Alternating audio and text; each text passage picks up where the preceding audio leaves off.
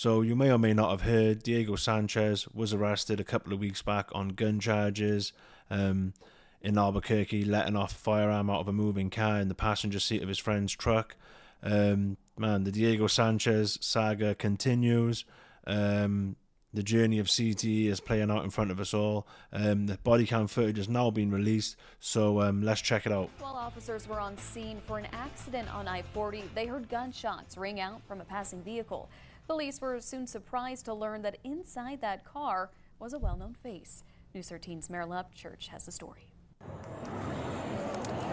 It was a messy crash on I-40 near University on July 17th. I just gotta say, straight off the bat, Diego's in like the kind of shape I'm in. He has put on some timber. He is not in a good shape. Like, cause I'm not in the best shape. You know what I mean? Yeah, he put some timber on. He's put some weight on, haven't he? He's definitely a middleweight, light heavyweight now, isn't he? With numerous officers responding to the scene as traffic crawled by. Then I thought this was Diego's crash at moment first. when someone in a Big crash passing out. vehicle started shooting out the window. Startling moment when someone in a passing vehicle started shooting out the window. Was it a white SUV? I don't know why it didn't show us the moment that the vehicle went past, pop in. And I mean, Diego's not a bad guy. There's no malice in him. He's a lovely human being. We all know that. But to do that when they're going past this kind of thing is just, it's just wild, isn't it? I mean, he clearly is a, I mean, if anyone was going to suffer from CTE and you haven't watched Diego Sanchez's career, I had to mute that. Diego Sanchez's career, then go back and watch it. He was an absolute blood and guts fighter, and he was known for an iron chin, and they're the guys that get the most CTE, because the guys who can take the most blows and go to decision, getting hammered for 15, 25 minutes, they're the guys that get the most damage, the most neurons snapped or whatever it is that causes it. So let's carry on. Officers then followed the Jeep Gladiator on I-40, eventually pulling it over at an intersection on 6th Diego could have Street lost and his the life French here. That's Road. what makes me worried the most. After officers get the passenger in handcuffs See, Diego got that dad bod like me. and in a police unit, to their surprise, I'm sorry to keep pausing it, but does anyone think the old Diego, the Diego that didn't have CTE, the Diego that was 25, 26, 27 years old, this guy was a kid when we first started watching him. Does anyone think that Diego would have tattoos on his face there? No. No, he was never, he had few tattoos, but they weren't that many. And that is 100% sign of CTE, these face tattoos. I guarantee it. I mean, I can't guarantee it, but I would bet my life on it. they recognize the man they just arrested. This is Diego Sanchez, as in UFC fighter Diego Sanchez. He's buzzing. Massive I fan. thought I recognized it too. The passenger in the vehicle was the former Albuquerque UFC fighter Diego Sanchez. Diego and Nick were both such young, fresh fighters when I first started watching MMA. It's just sad to see them now in like their early 40s, just looking so rough, just going down the typical fighter's path of blowing your money, having no other way of making money, but not being in a fit state to fight, being rough. Just, I'd love to if we could get a GoFundMe for both these guys, but a kind of GoFundMe where the money goes into an account and it gets drip fed. This is why MMA fighters need a goddamn pension. They need to be drip fed their money so these snake managers, snake fake friends, Joshua Fabia, rat type people cannot get their hands on it. Do you know what I mean? And even if they are, they have to wait and be drip fed like the rats they are. Not the fighters, the scumbag managers now. The fighters are the lions. Do you know what I mean? The managers and the promoters and that are the rats. They're the you know, they're the guys with the whip, the lion tamers, but they're the rats, really. It's one of the only businesses where the mice control the lions. Do you know what I mean? It's crazy, but it's sad to see, man. I love Diego, man. He's given me a lot of entertainment, and everyone a lot of entertainment who's watched him over the years, you know.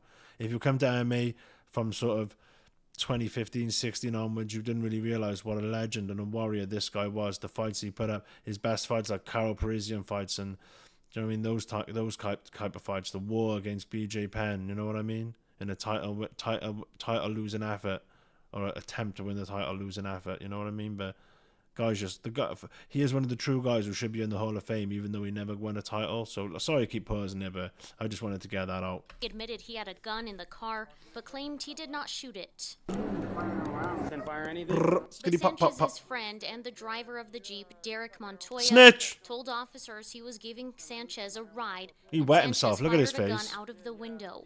Montoya, who was let go and is not facing any charges, told KRQE in I an believe what he interview says, though. Sanchez had been going through a rough patch. Diego been going through a rough patch for 10 years. It's not fair, man. I don't know what he was thinking when he did it, bro. He just rolled down the window and hit off some shots. He said, "I love you, Albuquerque. I love you guys." I believe that. And if he's lying, then he is actually a kind of a good friend, because he didn't want to get himself in trouble, which is fair enough. But he could have just said, "Look, I don't remember him letting off a gun," which he should have just said nothing. He should have said, "I want to speak to a lawyer. I've got nothing to say." Gone to the police station, and they would have probably just both walked free. Whatever. It's done now. You can't change it. But the fact that he's at least saying that makes me believe that he is telling the truth, and there's no malice in what Diego did. But this is why we should never, ever, ever speak to police. If you watch a lot of like crime and solicitor channels and barrister channels and, you know, attorney channels like I have, hours and hours and hours and months worth I've probably watched over my life. There's nothing worse than speaking to the police. It doesn't matter if you are innocent, most innocent person on earth. There's never a good reason to speak to police, because it's never for your benefit and it's never going to help you. Sorry to keep pausing it. And I was like, "Come on, Diego, dude." Officers found a gun and bullets in the vehicle. Sanchez was booked and faces 2 charges, shooting from a vehicle and negligent use of a deadly weapon. Marilyn Upchurch, KRQE, News 13.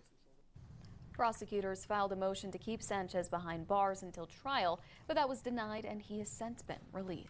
Damn, she's pretty smoke. She's a smoke show. She is hot. It might actually be a good thing for Diego to not be in possession of a firearm. And I hate to say it, but it's probably going to be for the best for him and people around him if he doesn't have access to firearms anymore and isn't legally allowed them. But I mean, we are now finally 25, 30 years into MMA. Well, let me think. 1993, 7, yeah, over 30 years now into the career of into the sport of MMA. We're finally starting to see the damage come from the glory years. Do you know what I mean? The CT is finally rearing its ugly head. Sorry, stumbling over my words. And yeah, man, you gotta just know there's some, over the next 10 years we are gonna really see some crazy stories and some crazy things happening. If you don't know about the Mayhem Miller, that's clearly CTE. He has had a wild ride. He's had a wilder ride than Diego, to be honest, because I think he has more demons but more malice in him and he's a nice guy too, but he has more of a dark side than Diego. I think Diego is more of a happy-go-lucky guy, but man, these punches to the head are clearly proving it is not good for these guys, and turns out you really can be too tough for your own good. I don't know really what else to say. We'll keep updated on the story if we hear any more about it, but prayers to Diego, prayers to his family and his kids, and man, I hope they find a way of stem cells or something fixing the brain for these guys, because they did not earn enough money. Dana needs to be looking after these guys. He got a special spot for the Ultimate Fighter, especially the Season 1 guys, which Diego is one of.